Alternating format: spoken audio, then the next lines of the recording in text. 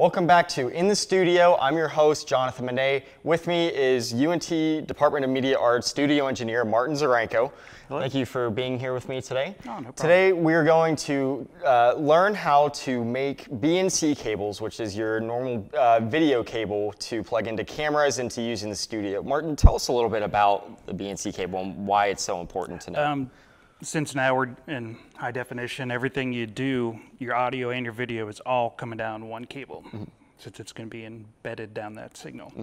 So without that, you've got no connection. Right on, right on. So what are the tools necessary to make a BNC cable?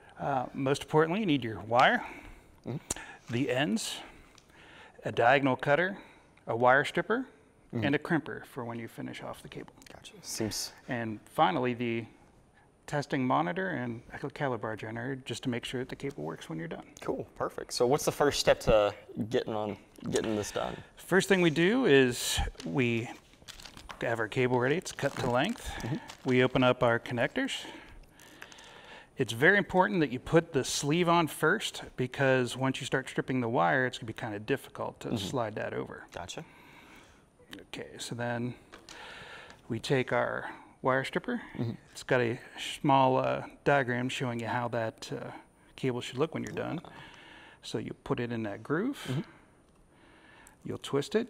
You can hear it cutting the cable. Once you hear it lighten up, you kind of come back the opposite direction. Gotcha. Is there a specific length you have to go down?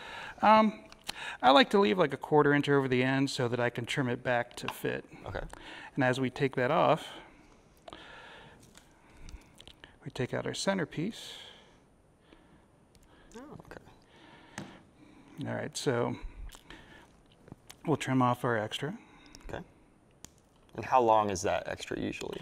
How long do you want the... It's about a 1/4 inch. When you put on your center pin, as long as it sits down on that plastic housing, you're good to go. Oh, cool. So then we use our crimper. I like to use my thumb on here and then put my index finger in there to kind of guide it in, and you put it in that groove. Okay. And you go up to the edge. You don't want to go over that and hit that crown, or else your cable's not going to fit right.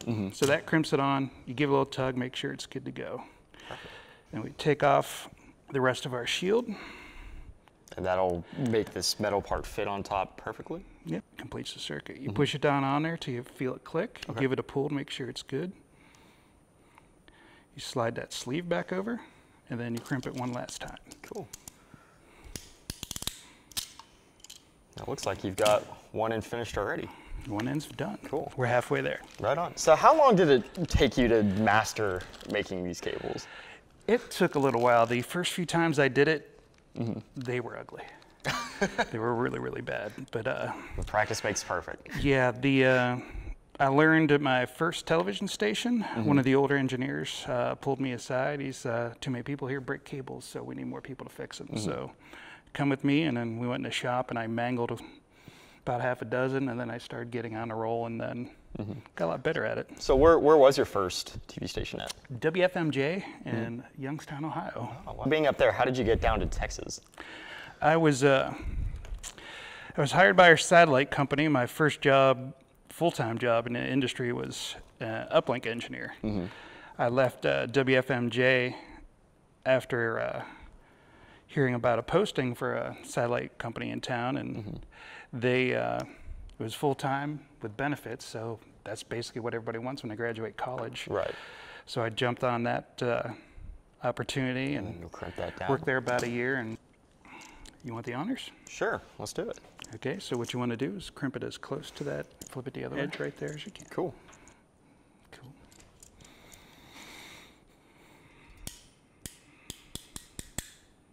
And then it'll click and release. All good. All right, let's see Right how on. we did. So again, this is a monitor that you can test, and if it works and if it was built right, you'll be able to see a picture on the monitor. All right, we have it plugged in. We see color bars, but just to make sure that the cable's good and correct, we shake the cable around, make sure there's no faults, make sure it doesn't blink, and we're good to go. All righty.